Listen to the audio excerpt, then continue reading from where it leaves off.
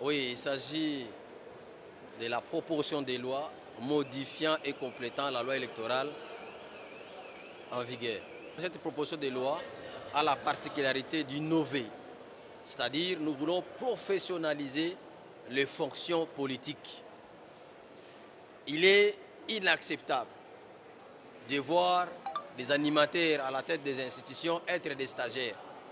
Raison pour laquelle, primo, pour être candidat président de la République, il faut être congolais d'origine, c'est-à-dire être né des pères et des mères congolais. Deuxièmement, puisqu'on chante à la longueur de la journée, le président a violé la Constitution, il a violé la Constitution, il a violé la Constitution, eh bien, cela signifie que ne peut être président de la République que celui qui était législateur. C'est-à-dire, pour être candidat président de la République, il faut avoir été député national ou sénateur.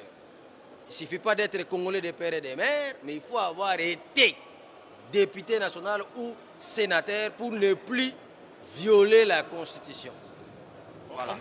Hormis ça, nous avons ensemble, lors de la reddition des comptes et le budget de l'État, vous avez suivi mon intervention.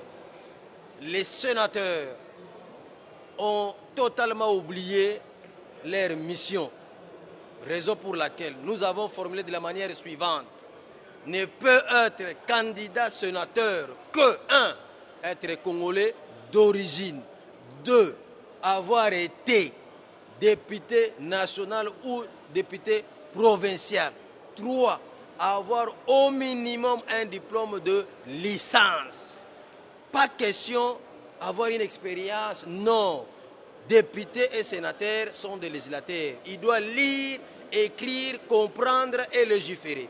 Ne peut se faire que par celui qui a étudié, parce que les études nous amènent à la convention. Tout est conventionnel.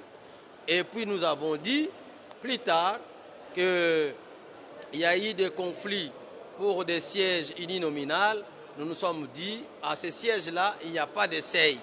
Il n'y a pas d'essai dans un siège, dans une circonscription uninominale, c'est les meilleurs, les plus forts qui gagnent. Deuxième autre chose, les gouverneurs des provinces, seule la cour d'appel pouvait rejeter leur candidature, mais cette fois-ci, nous les avons donné les principes de la double juridiction. Donc ils peuvent aller même jusqu'au Conseil d'État.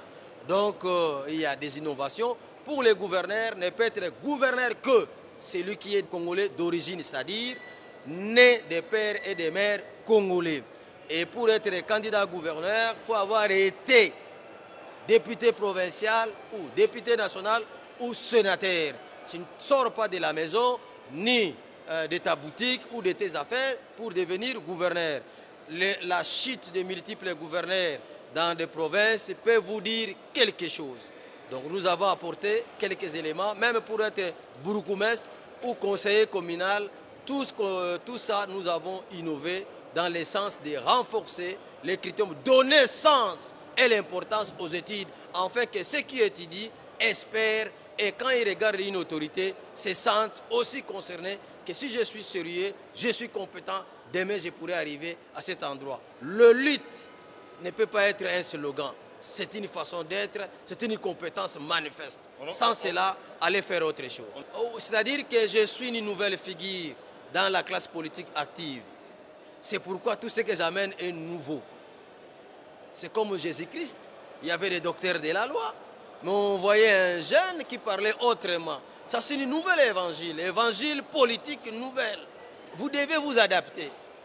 C'est-à-dire, ce que je veux, que tout celui qui veut être politicien doit apprendre à faire des pompages intellectuels. Il faut faire des pompages intellectuels.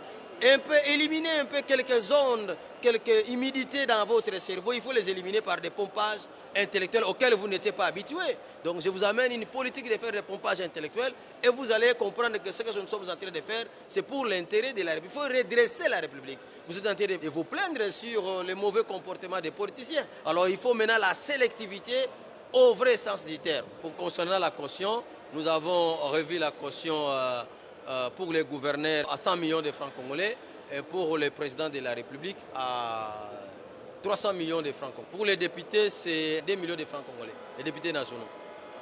Oui, parce que c'est la politique, vous voulez la politique, eh bien, venez la donner l'argent, ça ne peut pas être pour tout le monde. C'est ça.